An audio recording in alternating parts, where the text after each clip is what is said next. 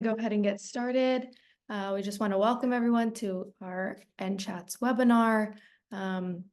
We have 3 great speakers lined up for you. With that, I'm going to kick it off to Dr. Lauren Weinstock to get the webinar started. And I'm very happy to be presenting to everyone today with my colleagues, Drs. Sarah Arias and Kimberly Sperber, who are really the leads with also our NCHATS co-director, Dr. Jennifer Johnson, on one of our big exploratory projects for the NCHATS Center, and a lot of the work that they'll be sharing with you today about the implementation and evaluation of caring contacts letters for suicide prevention for people who have recently been released from jail is really informed by their experiences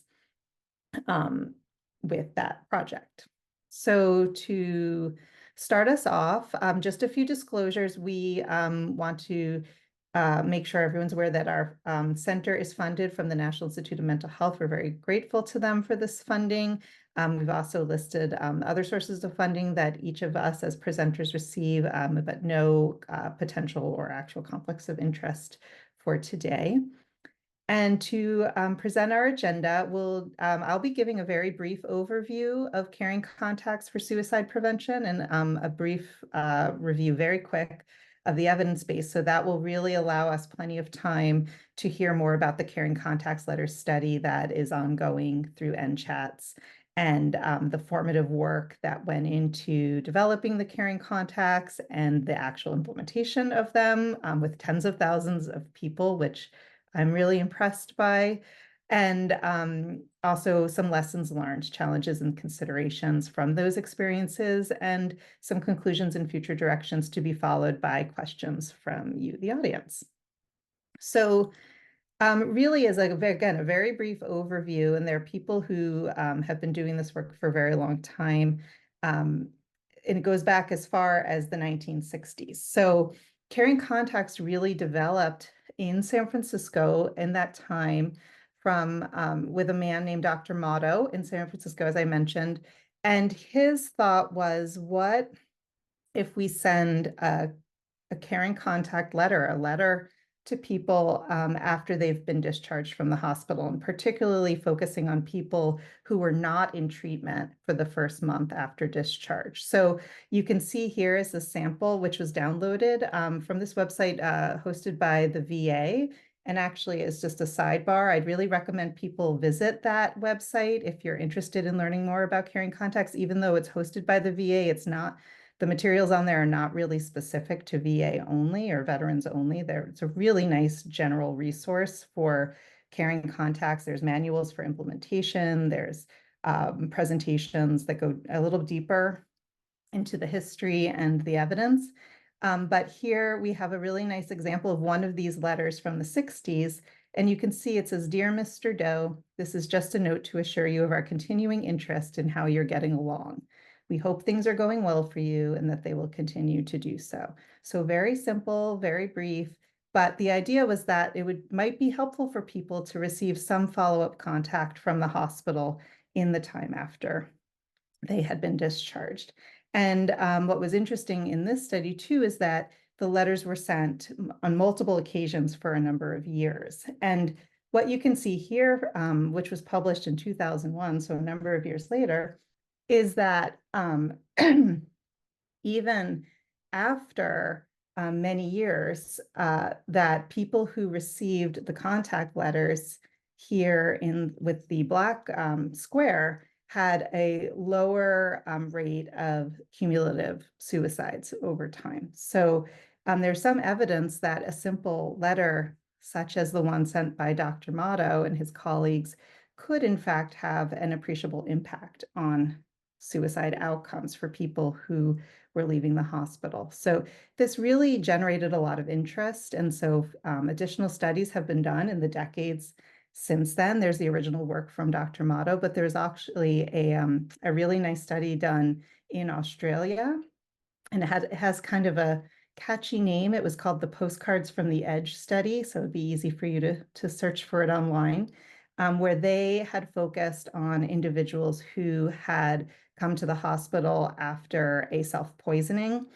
And again, instituted these postcards similar to the letters from the original study, just with expressions of concern sent over a period of time in a repeated fashion, and found that in this case, with over 700 participants or people who had received the postcards, they saw a reduction in the number of rehospitalizations for self-poisoning, a reduction in bed days. They also, although there was not a difference between the number of people who reattempted suicide, there was a reduction in the number of suicide attempts over the follow-up period as well. This work's also been done in Iran, where inpatients admitted for intentional self-poisoning received these postcards over a year-long period, and they found reduction in suicide ideation and suicide attempts. And more recently, much more recently, Kate Comtois and her colleagues, who really are kind of at the cutting edge of caring contacts work at the University of Washington, conducted a study where they converted the caring contacts to caring text messages sent over a year repeatedly after enrolling active duty soldiers and Marines with suicide ideation. These were both inpatients and outpatients, and also saw a corresponding reduction in suicide ideation and suicide attempts. So again, a growing evidence base suggesting that these simple expressions of caring and concern that are sent repeatedly over a period of time can have an appreciable impact on suicide outcomes for people at risk.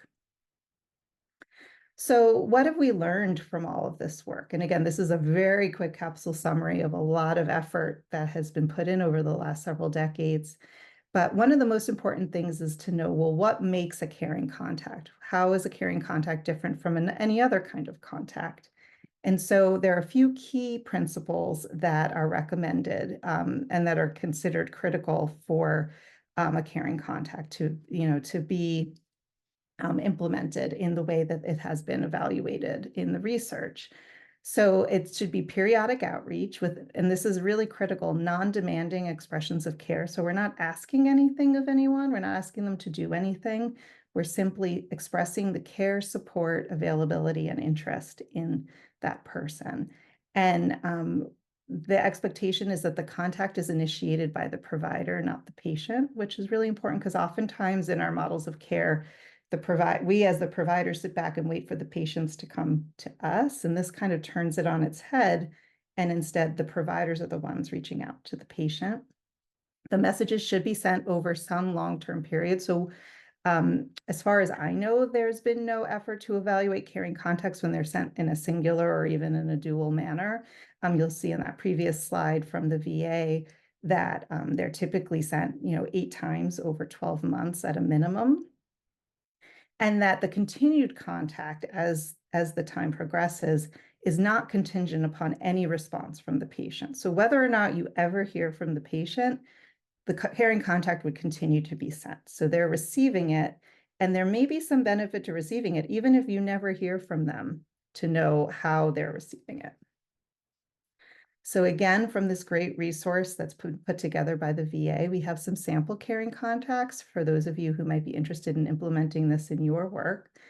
We have an example here from the VA, and you can see here it's signed by the nurse and the emergency department team. So these are work was done for patients who had come to the ED with suicide risk.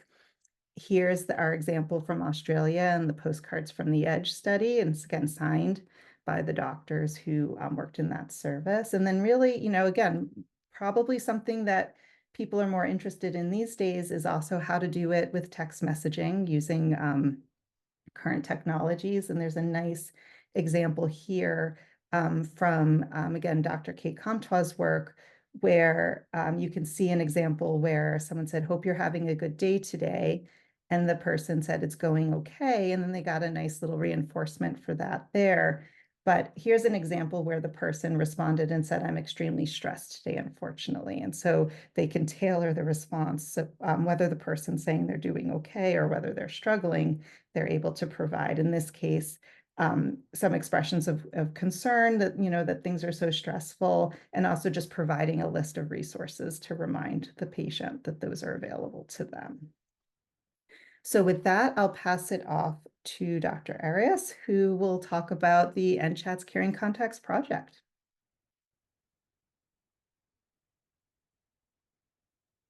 It would help if I unmute myself. Thanks for that introduction. So before I get started into more detail about our project, I wanted to talk a little bit about how the study came about. As part of the development of the NCHATS Center, which really has the goal of linking existing data that's available out there right now with interventions and methods to help suicide prevention practices. We came across CareSource, which is a managed care organization that is headquartered out of Dayton, Ohio. And they had already developed a very kind of elegant data infrastructure where they partnered with an outside provider that was scanning for booking and release data for jail information. And they were able to say, we would like information from your organization on Ohio jails. And so they received that information and they were then able to match that with their Ohio Medicaid database of active CareSource subscribers and create this combined jail Medicaid data resource where they have information then on their subscribers who were recently booked or released from jail that they could use then to apply to different types of programs, or like how we are interested in looking at how to reduce suicide risk or increase re-engagement within the healthcare system. So this was a wonderful available resource that we were able to tap into. So when the discussion started for this project, we knew that there's over 10 million people per year passing through the jail system within the United States alone. We also knew that release from jail is a very high suicide risk point. And we knew that people often get lost in the healthcare system. Their providers often don't know that they've been in jail or that they've been recently released from jail, and there's not outreach or there's no way of those providers being informed that a person has recently spent time in jail. So we were interested in trying to target this particular juncture where someone has been released from jail. They might be at risk of not continuing with their healthcare. They may also be at risk for suicide. And when we went to CareSource, they were able to provide us with preliminary numbers based on their jail Medicaid data, where they had approximately 43,000 Ohio Medicaid subscribers for CareSource who passed through jail based on their database. So we knew we also had a really large number of potential participants for something like this. So a standard intervention where we're going one-on-one or we're doing phone calls probably wasn't going to be feasible. So as part of our kind of study startup, we sat down with CareSource and got a sense for what were their challenges, what were their goals, what would they would like to see if we were to do some type of work in this area. We definitely were interested in using caring contacts, as Dr. Weinstock already mentioned. This is a great light touch intervention. It can be used to outreach to many people. In this case, CareSource already had an infrastructure in place, clearly, to send mailings, reminders, other things through the mail. So this was a preferred method for us to use for this particular study because of the number of people we're trying to reach and already the existing infrastructure of the organization that we were working with, CareSource in this case. Next slide, Lauren. So our study involves, just as kind of an overview of what we tried to do, it's currently still ongoing. But so we had the 43,000 number from CareSource of individuals who were both active CareSource Medicaid subscribers and who had spent time in jail. So what we decided to do was randomize those approximately 43,000 individuals to either care as usual, where they would just follow their normal come out of jail, do whatever would normally happen from their providers, no intervention at that point, to being randomized to the condition where they would receive a caring contact letter once a month for 6 months. The content of the letter we decided would not contain any information about us, knowing that they had spent time in jail, nothing along those lines. All it would be similar to what was being provided in the examples is just this non-demanding, so we weren't asking them to do anything. And the messages were just caring, we're here, someone's here for you, just to kind of give a sense that they weren't alone and that resources were available. Once the letters end at the very end of the study, which is anticipated to complete by next summer, we will then look at claims data that will come from CareSource to evaluate primarily the rate of medically treated suicide attempts, if this changes over the course of the intervention, in addition to other outcomes like all-cause injury and poisoning, linkage to outpatient behavioral health services, use of the CareSource 24, their nurse line, and inpatient emergency department visits and return to jail detention. Next slide. So similar to how we spoke with CareSource, we also wanted to get a sense in developing the caring contact messages, in particular because a lot of the work that has previously been done and that Dr. Weinstock reviewed, most of the caring contacts are developed with a particular provider or organization that the person has engaged with. So they've been to the emergency department, they receive a text or a postcard from the nurse, they've been to the doctor, or they receive a letter or a reminder from their provider. In this case, we were interested in trying to somehow get an intervention out to 43,000 or 22,000 CareSource subscribers, the people who would be randomized to that condition. And that was a much larger number, and not every person had recent contact with the healthcare system. We didn't have that level of information.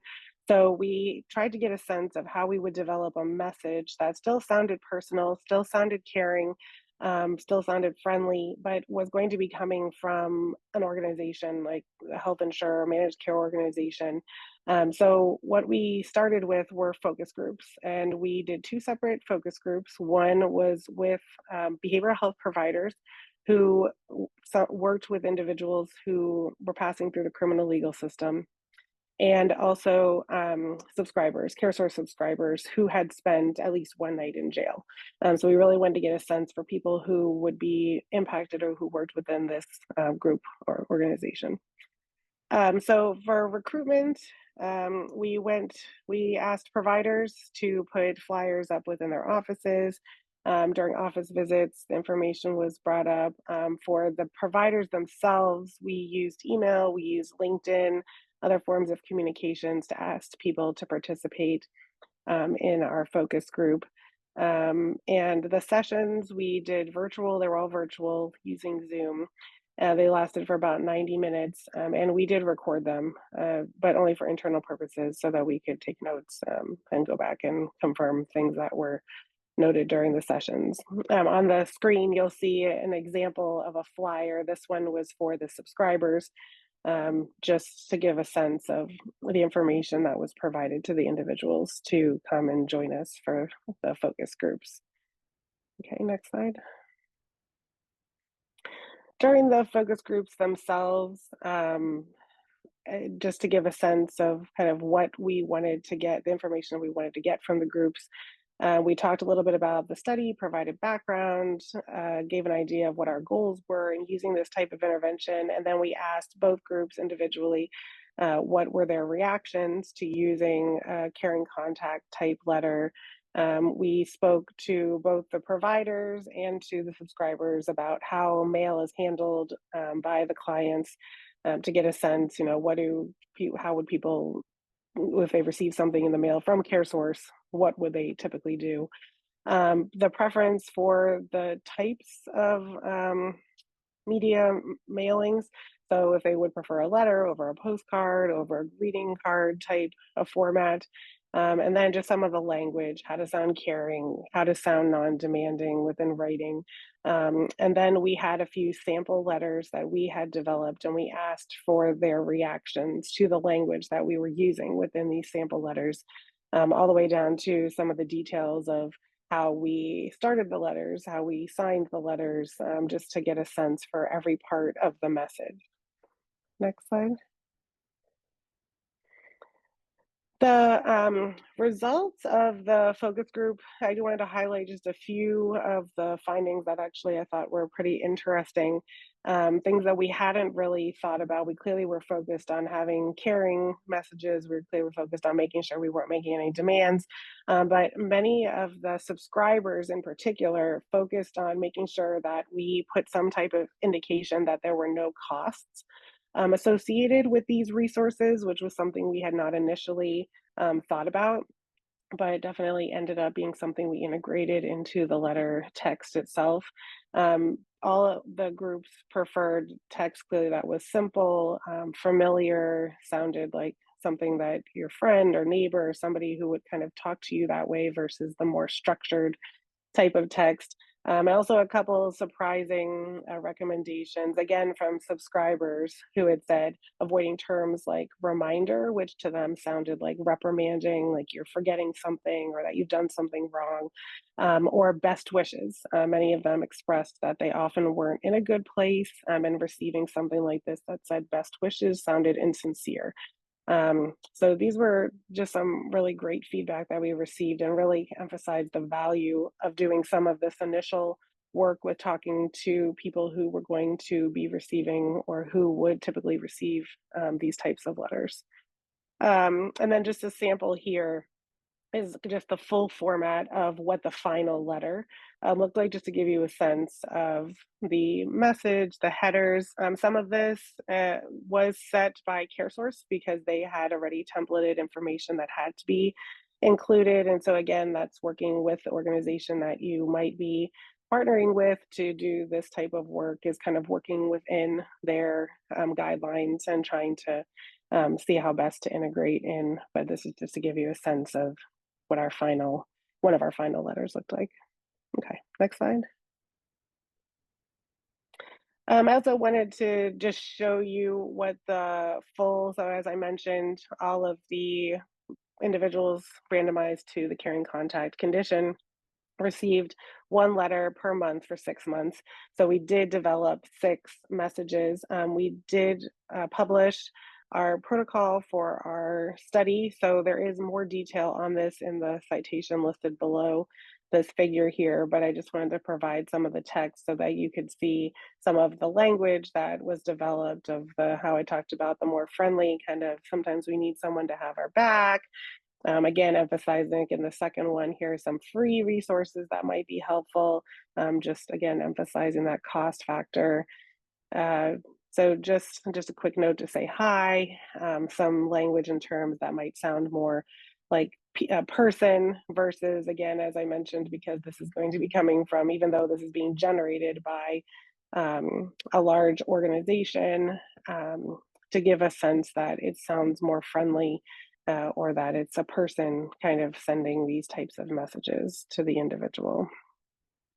So those were kind of the main findings for our letters, the development of the letters, and then kind of our final letter itself, the language of the letter. And so I'm going to pass it on to Dr. Sperber to talk about some of the challenges and things that came up as we went through the actual process of implementing the intervention. Great, thank you.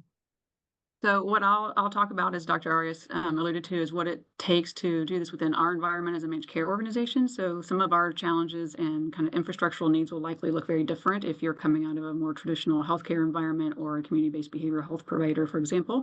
But I think it is still some pretty good lessons learned. And so as mentioned through those focus groups, one of the first things that we were told was that our members would likely prefer letters over postcards, which was an interesting finding for us because we had actually were planning to go a different route with that prior to that feedback. And so what we had heard from them was that, particularly from a health plan, they were more likely to open something that looked official from their health plan. So we did go with a letter over a postcard format. What I don't have on the slide, but I do think was also something that was interesting for us, again, as a managed care organization, was trying to get that message pared down. So to Dr. Weinstock's points around kind of the shortness of the message, the brevity, no demands, not asking people to do things was a little bit of a challenge based on the way we would normally provide information about resources, because there are a lot of resources available through CareSource.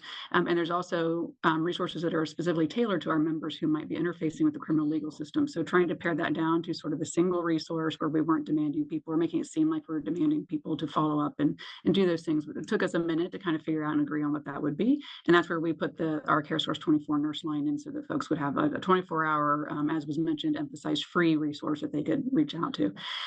Because we are a managed care organization, we obviously then have to have any of our communications that go out to our members approved by our state Medicaid entity, which in this case was Ohio. So in terms of, or in addition to the internal regulatory approvals that we had to go through, we also had to get these approved by Ohio Medicaid, and that was for all 6 letters, right? So you do have 6 separate letters that those all had to be approved prior to launch. Once that happened, then it was really just the creation of the internal infrastructure, which really required a decent amount of cross-departmental cooperation, collaboration, resource sharing to get that done. And so we're talking about, for example, from start to finish, as was already mentioned, we had to have a process that takes that data that we have matched, that jail data that we have matched to our member data, to then put that in a process to identify who is going to receive letters, particularly at this point in time, because it's within the context of a study as well. So that we understand who those folks are. We had to work with our privacy and legal folks to understand and make sure that the way we were doing everything was in compliance, and as well as with our print vendor and marketing staff for that matter as well. So the way the letters look, the way they're packaged, and then the process for identifying those addresses and getting them to the print vendor. We also had to identify, for example, when we lacked addresses, so that letters weren't going out for individuals that didn't have an address on file. And there's routine procedures for making sure that people are still our members. So that's also another kind of compliance issue. So all of those require different parts of CareSource to come together to create that infrastructure and those processes so that we can get that out. So the way we do it internally is we do that match on a weekly basis. We form that report that then goes to the print vendor. They ingest that report and then they put it back into a proofing system in which then my team has to go and proof those letters each month, because as you can imagine, we are tracking upwards of 20,000 plus people who are getting a different version of that letter each month, right? And they're on a different rotation. So each of those letters has what we call a SKU attached to it. So we have to make sure that the appropriate SKU is going out the appropriate week to the appropriate people. And some of that work is still, while we are building more automation in, is still somewhat manual for that work to happen. But luckily, we have a pretty strong infrastructure internally for those entities to work together. And so we've got processes in place that are working pretty seamlessly at this point. Next slide, please. So in terms of just some of the logistics and some of the challenges and things we're learning, part of it is locating those addresses. So as you can imagine, we are taking an address on file that someone gave when they enrolled for Medicaid. And so that may not always be the most recent address that someone has. And so luckily, when we send that to the print vendor, they do have some other databases that they can put that up against to see if they can find a more recent address for that individual. We do get a certain number of these that come back as returned mail, however. And so our internal process at this point is that once we get returned mail for the same individual 2 consecutive times, we do stop the carrying contact letters at that point, because we have a pretty good sense that one, that person is not receiving the letter most likely, and because we don't want to continually send mail to the wrong people who are have to deal with that every time, for 6 times in a row. So that's also not friendly for us to do to folks. So we do have, that's sort of the protocol we've put in place right now, is after 2 consecutive returns, we do stop the mailings, unless and until we would get some sort of information about a new address, at which point we would then potentially turn those mailings back on. We are finding a good number of our members who are involved with the criminal legal system are using public offices for their addresses. So we are seeing pretty clear patterns with that in the data already. So we do have a number of folks who use our state parole authority office in Columbus, Ohio, and they use that address. And so we do have a number that go there. And we are also seeing pretty decent use of our county Jobs and Family Services offices for addresses. And then we were also noticing here and there some residential treatment centers as well. So we do still send the letters at this point to those offices on the off chance that they do still have a caseworker that they might be working with, or some other staff who still has connection with them, that they could pass that letter on. So we do still send those, but we do have a sense that those are probably not arriving to the majority of folks under those circumstances. And then lastly, as I mentioned before, we do have to continually have a process in place to figure out who has become disenrolled over time because it is a compliance issue for us to send out mailings from people who are no longer our members. And so as a managed care organization, we have to make sure that we are in compliance with that as well.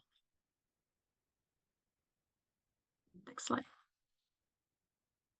So in terms of moving forward and things that we were looking forward to considering are other things like, looking at the population of interest. And I would say also the setting in which those letters are coming from, right? So as I mentioned before, the way a managed care organization would implement this would look potentially with their members might look very different than someone might do in a primary care setting with patients, or someone might do in a mental health treatment program with their clients. And so understanding your population of interest and what terms and messages would work best for them is really critical. And I was really happy to see that that was part of the plan early on, that we were going to do those focus groups to get that direct feedback from the individuals who would be on the receiving end. Because again, sometimes the things that we think are going to work is not the feedback that we get. And so it's very helpful to have that before we launch.